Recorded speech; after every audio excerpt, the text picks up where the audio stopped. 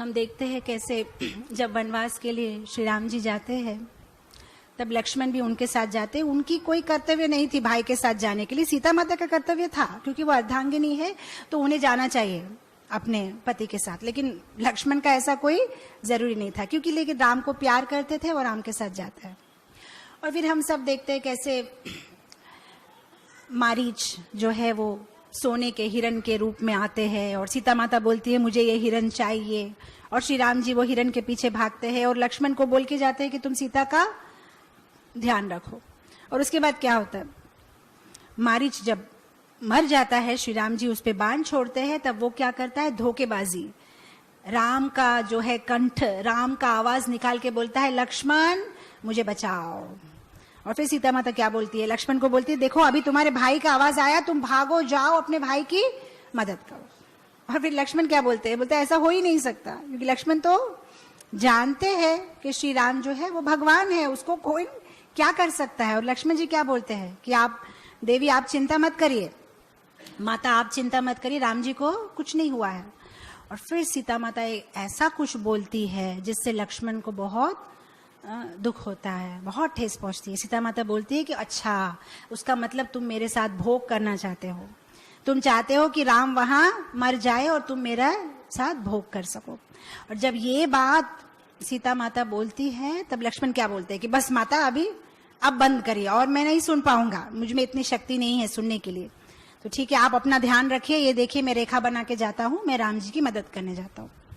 जब राम जी के पास पहुंच जाते हैं तब राम जी लक्ष्मण को देख के बहुत गुस्सा हो जाते हैं, मतलब तुम यहाँ कहां से आ गए, सीता के पास कौन है। तब लक्ष्मण बोलते हैं कि नहीं सीता माता जो है ऐसा रो रही थी और उन्होंने मुझे ऐसा बोला इसलिए मैं यहाँ आ गया।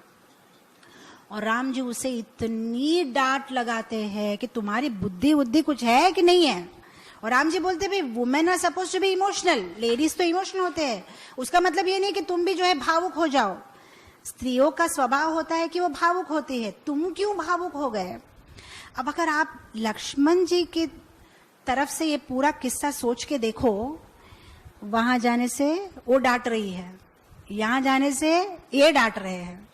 अगर मैं और आप लक्ष्मण जी के जगह पे होते ना तो बोलते कि ओके बाय आई रिजाइन, मैं चला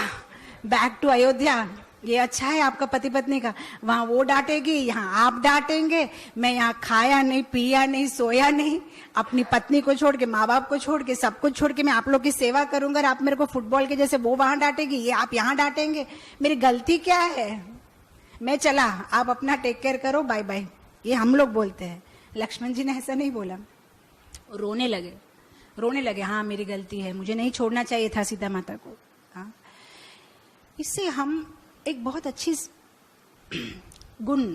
अच्छा गुण पाठ हम सीख सकते हैं इससे कि भक्ति जीवन में हमारे साथ भी ऐसी घटना घट सकती है जहां हमारी कोई गलती ना हो, शायद हमारी कोई गलती ही ना हो, फिर भी हमारे आसपास के लोग हमें डांटे या हमारे ऊपर में कोई आरोप लगाए,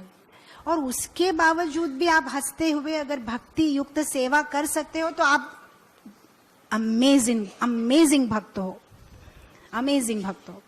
अनुकूल परिस्थिति में तो भक्ति सब कर सकता है, जहां हर जगह आपका जय जयकार होता हो, आप कितने अच्छे हैं प्रभु जी, आप तो इतने अच्छे हैं, हर जगह आपका जय जयकार हो तो आप भक्ति कर सकते हो।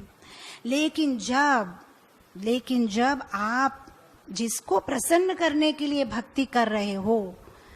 उदाहरण के लिए अगर आप अपने गुरु को प्रसन्न करने के लिए भक्ति कर रहे हो, सेवा कर रहे हो, और अगर अंत में इतना सब सेवा करने के बाद आपके गुरु बोलते हैं आई गिव यू ए 0, आपकी सेवा का एक बड़ा सा 0, आई एम नॉट हैप्पी, मैं तुमसे बिल्कुल खुश नहीं हूं, तुम्हारी सेवा कोई काम की नहीं है, तुम इतने साल जो सेवा किया 20 साल 30 साल मैं उसको एक 0 देता हूं, और उसके बाद भी अगर आप बोलो कि आई विल स्टिल कंटिन्यू, कोई बात नहीं, then you are an amazing devotee. और ये माया आपके साथ करेगी, जब आप भक्ति में नए नए हो तब माया छोटे छोटे बाण निकालेगी, छोटे छोटे बाण। कभी कोई शादी में प्याज लहसुन के ऊपर में आकर्षण हो गया, अरे खा लेते हैं, कभी 16 माला नहीं करके 14 में नींद आ गई, वो सब छोटे छोटे प्रॉब्लम है माया जो निकालती है, छोटे छोटे बाण। कभी मंदिर जाने का दिल नहीं किया, क्रिकेट आ रहा है देख लिया, कभी बाहुबली सिनेमा देखने चले गए, वो छोटे छोटे बाण है माया के। लेकिन बड़ा बाण तो आपको तब लगाएगी माया जब माया देखेगी कि ये बहुत ज्यादा शुद्ध भक्त हो जा रहा है, एकदम ऊपर ऊपर ऊपर ऊपर जा रहा है, उसको मैं कितना भी बाण मारने से उसको किसी चीज से अट्रैक्शन नहीं हो रहा है। तो अब जो है माया अपना फाइनल बाण फेंकेगी कि तुम जो जिसके लिए सेवा कर रहे हो ना, तुम्हारे गुरु, तुम्हारे सीनियर, अब वही तुम्हें पसंद नहीं करते, जाओ अब करोगे सेवा। माया एक कवरिंग कर देती है। उसके बाद भी अगर आप बोलो कि यस आश्लिष्य वा पादरतम पिनास्तुमाम मदर्शनम मर्महतम करो तो वा यथा तथा विधाति लंपतो मत प्राणनाथा सुसैवना परम। ये जो शिक्षाष्टकम भी है इसमें बहुत गहरा मतलब है। ये हमारी जीवन के धीरे धीरे की स्टेजेस है। पहले बोलती है हरि नाम करो, उसके बाद बोलते हैं हरि नाम ही नहीं, हरि नाम को त्रिनादपि सुनी चाहिए ना, तरोरपि सही सुना भाव से करना है, एकदम हम्बल होके तुम्हें टॉलरेट करना है, वहां तक भी ठीक है, स्टेजेस पहुंच जाते हैं। लेकिन लास्ट में जो लास्ट श्लोका है शिक्षाष्टकम का, जब आप बहुत अच्छे अच्छे अच्छे भक्त बन जाते हो, उसका फाइनल स्टेज आपको क्रॉस करना पड़ता है, जहां पे सब सेवा करने के बावजूद, कोई गलती नहीं करने के बावजूद भी आपको हर मोमेंट ब्लेम मिलेगा, गाली मिलेगी कि आप गलत हो। और उसके बाद भी आप बोलोगे आश्लिष्य सेवा पादरतम, मेरे को धक्का मारो, गाली दो, मेरे को चिल्लाओ, पैरों से लात मार दो, फिर भी मैं अपनी सेवा और भक्ति नहीं छोड़ूंगी। उसका मतलब कंप्लीट फाइनल टेस्ट ऑफ माया। सब कृष्णा कृष्णा कृष्णा लगे, सब कृष्णा कृष्णा कृष्णा लगे, सब कृष्णा